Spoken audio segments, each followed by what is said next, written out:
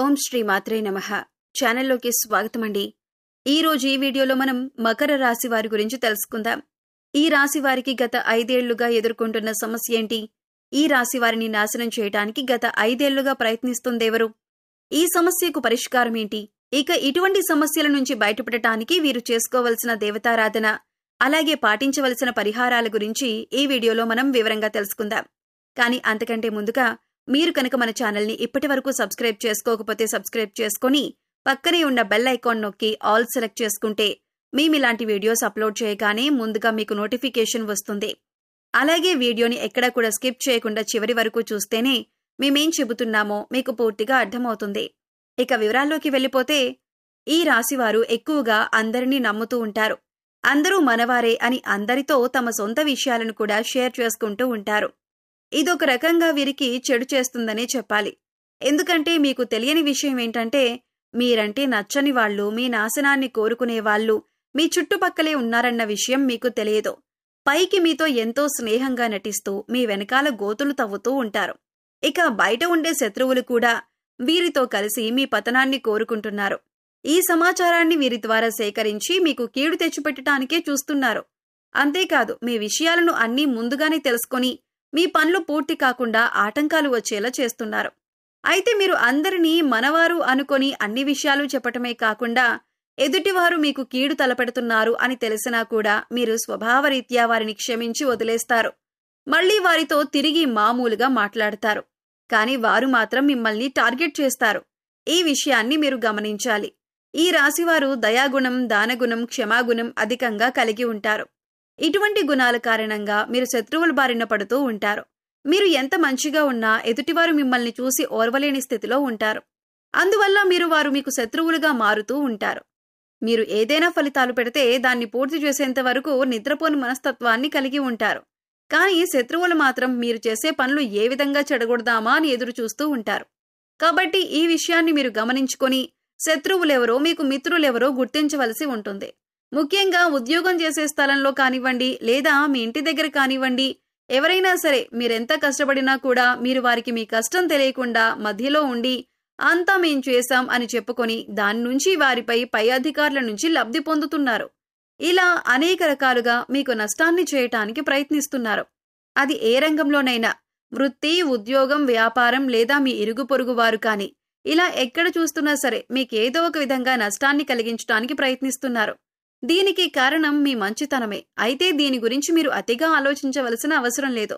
అందరినీ గుడ్డిగా నమ్మకుండా ఎవరిని ఎంతవరకు నమ్మాలో తెలుసుకొని వారితో ఆ విధంగా ప్రవర్తించటం వల్ల మీరు అనేక రకాల సమస్యల నుంచి బయటపడతారు. అయితే ప్రతి చోట శత్రువులు ఉండటం అనేది సర్వసాధారణం. ఎందుకంటే ఒకరు జీవితంలో ఎదుగుతున్నారంటే ఓర్వలేని వారు అనేక మంది ఉంటారు. అది మన బంధువులు కావచ్చు, ఇరుగు పొరుగు వారు కావచ్చు, లేదా మీరు ఉద్యోగం, వ్యాపారం చేసే స్థలంలో కావచ్చు. కానీ కొంతమంది శత్రువులు మనతో డైరెక్ట్గా పోరాడితే మరికొంతమంది స్నేహితుల్లాగా నటిస్తారు. ఇక వీరి ప్రవర్తన ఎలా ఉంటుందంటే, వారు పూర్తిగా మన మంచి కోరుతున్నట్టుగా ఉంటారు.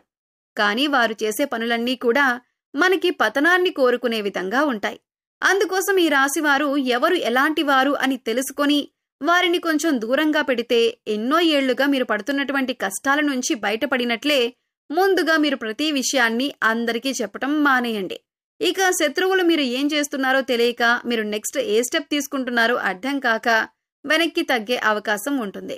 ఇక రెండవది, ఎటువంటి అనవసరమైన గొడవల్లో కూడా మీరు తలదూర్చకండి. ఎక్కడైనా గొడవ జరుగుతుంది లేదా మీరు ఆ గొడవల్లో ఇన్వాల్వ్ అవ్వద్దు. ఒకవేళ మిమ్మల్ని మధ్యవర్తిత్వం అడిగినా కూడా మీరు అందుకు వెంటనే రెస్పాండ్ అవ్వకండి. లేదంటే మీరు చిక్కుల్లో పడే అవకాశం ఉంటుంది. లేదు, నేను పరిష్కరించగలను అనుకొని మీరు గొడవ జరుగుతున్న ప్రదేశానికి వెళ్లి మీ అభిప్రాయాన్ని తెలియజేశారు అంటే అంతే. కానీ మీరు ఈ చిన్న విషయం చెప్పినా కూడా దాన్ని పెద్దది చేసి గొడవ మొత్తం మీరే క్రియేట్ చేశారు అనటానికి కూడా అవకాశాలు ఎక్కువగా ఉంటాయి. తద్వారా మీరు చిక్కుల్లో పడే అవకాశం ఉంటుంది. అందుకంటే దీనివల్ల మీరు అనేక పరిణామాలను కూడా ఎదుర్కోవలసి ఉంటుంది. ఎందుకంటే ప్రస్తుతం ఉన్న గ్రహస్థితి మీకు ఆ విధంగా ఉంది. అలాగే మరో ముఖ్యమైన విషయం ఏంటంటే, ఏదైనా నూతన వ్యాపారాలు కానీ, పెట్టుబడులు కానీ పెట్టేటప్పుడు అనుభవజ్ఞుల సలహాలు, పెద్దల ఆశీర్వాదం మీకు ఖచ్చితంగా ఈ సమయంలో తీసుకోవాల్సి ఉంటుంది. అలా కాకుండా మీ సొంత నిర్ణయం తీసుకున్నట్లయితే కనుక నష్టపోవాల్సిన పరిస్థితులు కూడా ఎదురవుతాయి. ఇక మూడో విషయం ఏంటంటే, మీరు ఈ సమయంలో ఎవరికీ డబ్బులు ఇవ్వటం అంత మంచిది కాదు. తెలిసిన వాళ్ళకి కానీ తెలియని వాళ్ళకి కానీ మీరు డబ్బులు అప్పుగా ఇచ్చినట్లయితే బదులుగా ఇచ్చిన అది ఆ సమయంలో మీకు తిరిగి రాదు అనే విషయాన్ని గుర్తుంచుకోండి. అలాగే మీరు డబ్బులు అప్పుగా తీసుకున్నా కూడా వడ్డీ ఎక్కువగా కట్టవలసిన పరిస్థితి ఏర్పడుతుంది. అందుకోసం డబ్బులు తీసుకునే విషయంలో కూడా తగిన జాగ్రత్తలు తీసుకోవాలి. రాతపూర్వకంగా డబ్బులు ఇచ్చి పుచ్చుకుంటే మంచిది. లేదంటే అనవసరంగా చెప్పిన మాటలు వినే అవకాశం ఉంటుంది. ఇక ఇటువంటి సమయంలో కూడా మీ శత్రువులు మీకు ఏ విధంగా ధన నష్టం కలిగిద్దామా అని ఎదురు చూస్తూ ఉంటారు. ప్రస్తుత పరిస్థితి అంతగా బాగోలేదు కాబట్టి మీ జాగ్రత్తలు మీరు తీసుకోండి. మీరు ఏ విషయాన్ని ఇతరులకు చెప్పకూడదు. అంటే అది మీరు వస్తువులు కొనుక్కున్నా లేదా ఏదైనా ప్రయాణం తలపెట్టినా ఏ చిన్న అంశమైనా పెద్ద అంశమైనా సరే అది పూర్తయ్యే వరకు ప్రస్తుతం ఈ సమయంలో ఎవరికీ చెప్పకూడదు. అదే మంచిది. ఎందుకంటే మీ శత్రువులు మీరు ఏం చేస్తున్నారు, మీరు చేస్తున్న పనిలో ఆటంకాలు ఎలా కలిగించాలి, ఆ పని పూర్తి కాకుండా ఏం చేయాలి, మిమ్మల్ని ఎలా నాశనం చేయాలి, మీకు ధనాన్ని ఎలా నష్టపరచాలి అని ఇదంతా ఎదురు చూస్తున్నారు. కాబట్టి ఈ విషయాల్లో జాగ్రత్తగా ఉండండి. ఈ రాశి వారికి ఆరోగ్యం పట్ల పెద్దగా శ్రద్ధ ఉండదు. కాబట్టి ఈ సమయంలో మీరు ఆరోగ్యం పట్ల తగిన జాగ్రత్తలు తీసుకోవాలి. మారుతున్న వాతావరణం వల్ల జలుబు, దగ్గు, జ్వరం అంతేకాకుండా ఇలాంటి సమస్యలు ఈ సమయంలో మిమ్మల్ని వేధించే అవకాశం ఉంది. అందుకోసం ప్రతిరోజు కొద్దిగా గోరువెచ్చని నీరు తీసుకుని యోగా, వ్యాయామం, మెడిటేషన్ చేస్తూ ఆరోగ్యాన్ని కాపాడుకోవలసిందిగా సూచించటమైంది. అలాగే ఎవరైనా కష్టాల్లో ఉంటే మీరు చలించిపోయే మనస్తత్వాన్ని కలిగి ఉంటారు. అందువల్ల మీరు ఇబ్బందులు పడుతున్నా కూడా ఎదుటివారికి సహాయం చేయాలి అనే ఆలోచనను అధికంగా కలిగి ఉంటారు. ఇదే మీకు ఒక రకంగా శ్రీరామరక్ష అని చెప్పొచ్చు. ఇటువంటి గుణం కారణంగా మీరు అనేక సందర్భాల్లో ఇబ్బందికర పరిస్థితుల నుంచి తేలిగ్గా బయటపడ్డారు. ఈ విషయాన్ని గుర్తుంచుకోవాలి. ఇక శత్రువుల నుంచి బయటపడటానికి అలాగే చేస్తున్న పనుల్లో విజయాన్ని పొందటానికి ఈ సమయంలో మీరు చేసుకోవలసిన దేవతారాధన అలాగే పాటించవలసిన పరిహారాల గురించి చూసుకున్నట్లయితే ప్రతి శుక్రవారం దుర్గాదేవి ఆలయాన్ని దర్శనం చేసుకోండి. వీలు కాని వారు ఇంట్లోనే అమ్మవారి దగ్గర దీపం వెలిగించి దుర్గాదేవి స్తోత్రాలు చదువుకోండి. ప్రతినిత్యం సంకటనాశన గణేశుని స్తోత్రం చదువుకోవడానికి ప్రయత్నించండి. ఓం గం గణపతియే నమః అనే మంత్రాన్ని జపించండి. ఇలా చేయటం వల్ల మీరు తలపెట్టిన పనులు, ఆటంకాలు అన్నీ కూడా చలించిపోతాయి. దుర్గాదేవి మిమ్మల్ని శత్రువుల నుంచి కాపాడుతుంది. ఇక ఈ సమయంలో మీరు పాటించవలసిన పరిహారాలు చూసుకున్నట్లయితే అనాథ పిల్లలకు, లేనివారికి అన్నదానం చేయండి.